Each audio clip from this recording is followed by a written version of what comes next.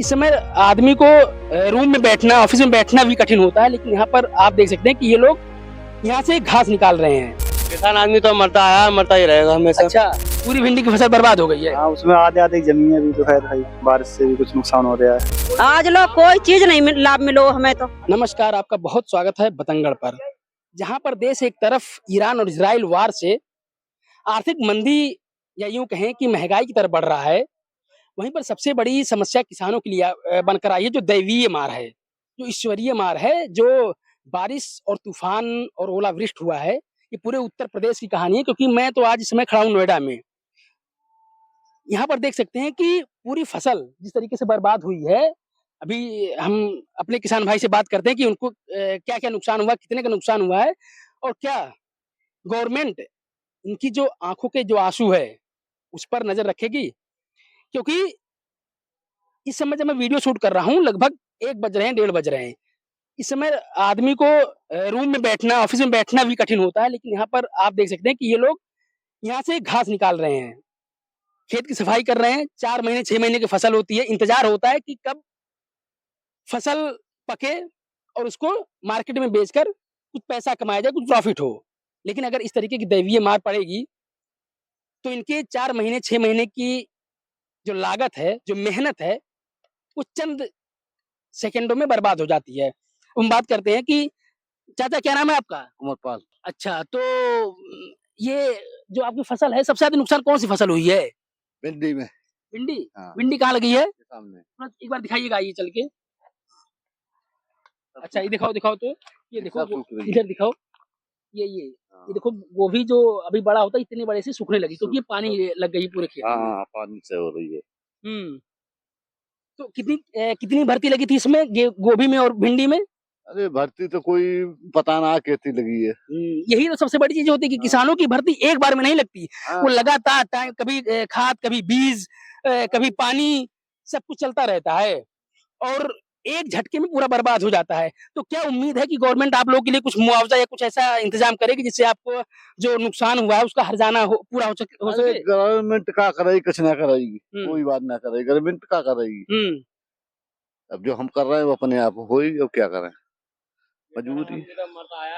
मरता रहेगा। क्या करें भैया? किसान आदमी तो मरता आया, मरता ही रहेगा हमेशा। अच्छा, योगी जी तो कहते हैं कि सबसे प्राथमिकता हमारी होती है कि किसानों पर, क्योंकि किसान वो है जो अन्न उगाता है, जो अन्नदाता है, और अगर उसके आंख में आंसू आए तो वो सबसे बड़ी समस्या देश की मानी जाएगी। उसी की क्या अहमियत नहीं है आज अहमियत के, नहीं है। हाँ, आज के दौर में। सोचिए, ये 2 बजे खड़े होकर इतनी धूप में, और अगर एक किसान को कहना पड़े जो अनाज उगाता है, सच्चाई यही है कि जो अनाज उगाता वही भूखे मरता है। वो अपने अनाज का जो फसल का जो रेट है, ना तो रेट सही पाता है, और अगर किसी तरीके से फसल तैयार हो, पक जाए, तो इस तरीके की जो दैवीय मार होती है उसकी जो समस्या होती है तो झेलनी पड़ती है। वैसे क्या उम्मीद है आपको कि योगी जी कुछ आप लोग का हर्जाना, इसका मुआवजा कुछ देंगे? हाँ, देना तो चाहिए थोड़ा बहुत भाई। इतना नुकसान हो रहा है खेत में, बीज भी कम जम रहा है खेत में। वैसे देख लो जाके, बार भिंडी देख लो जाके, पूरी भिंडी की फसल बर्बाद हो गई है। हाँ, उसमें आधे आधे जमीन है, अभी तो खैर भाई बारिश से भी कुछ नुकसान हो रहा है। तो अब क्या करेंगे आप? क्या उसमें और लगाएंगे यार? फिर से भिंडी लगाएंगे? लगानी पड़ेगी भाई। तो फिर से वही बीज डालनी पड़ेगी, खाद डालनी पड़ेगी। हाँ, खाद अभी दोनों सब कुछ पड़ेगा थोड़ा। होगी, सब काम होगा इसमें। जुताई बिताई सब होगा इसमें। अच्छा, फिर से पूरी जुताई करवानी पड़ेगी। हाँ, सब जुताई होगी। 300 रुपया 400 रुपया ट्रैक्टर वाले 1 बीघा के लेते हैं जुताई की, एक सरे के। तो यही बार हो पाएगा फिर। तब तो डबल मार पड़ गई।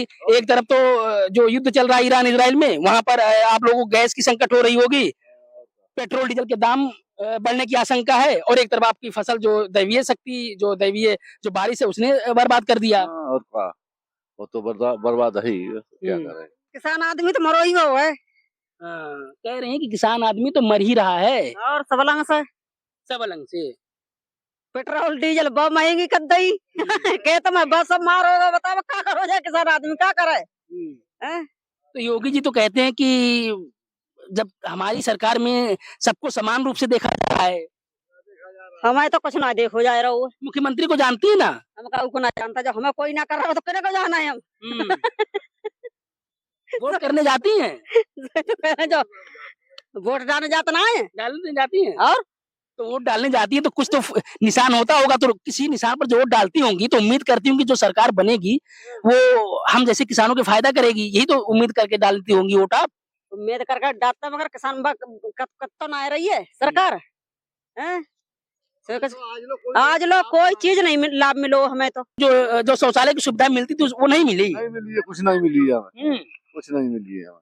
ना लैट्रीन बाथरूम को गैस सिलेंडर कुछ ना मिलो है, ना 1500 रुपया दे के 1600 ना उलाऊ अपने से। सोचिए दिल्ली एनसीआर का क्षेत्र है, यहाँ से राजधानी मुश्किल से 20-22 किलोमीटर की दूरी पर होगी, जहाँ प्राइम मिनिस्टर का आवास है, राष्ट्रपति भवन है, और यहाँ के बैठे किसान को ये कहना पड़ रहा है आज 2026 में इनको ना तो शौचालय मिली, ना कोई और सुविधा मिली, ना किसी तरीके कोई पेंशन मिला, ना फसल नुकसान होने का कोई मुआवजा मिलता है। क्या नाम है बाबू आपका? श्याम बाबू, श्याम बाबू।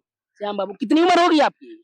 होगी 17-18 होगी। 17-18। कौन सी क्लास में पढ़ते हैं? क्लास में 8 में। पढ़ने जाते हो? हाँ। तो आज गए नहीं पढ़ने, क्या बात है? आज लड़ाई हो रही है इसलिए नहीं गए। सोचिए ये भी मजबूरी है कि फसल देखनी है, फसल बचानी है, निराई करनी है, इसलिए क्लास नहीं जा पा रहे हैं, स्कूल नहीं जा पा रहे हैं। तो ये मम्मी पापा है आपके? हाँ, मम्मी पापा हैं। सोचिए मम्मी पापा के साथ बच्चे को, जिस बच्चे को कलम किताब लेकर स्कूल में होना चाहिए, वो ये खुरपी लेकर, ये खुरपी कहते हैं ना इसको, ये खुरपी खुरपा लेकर खेत में घास निकाल रहे हैं।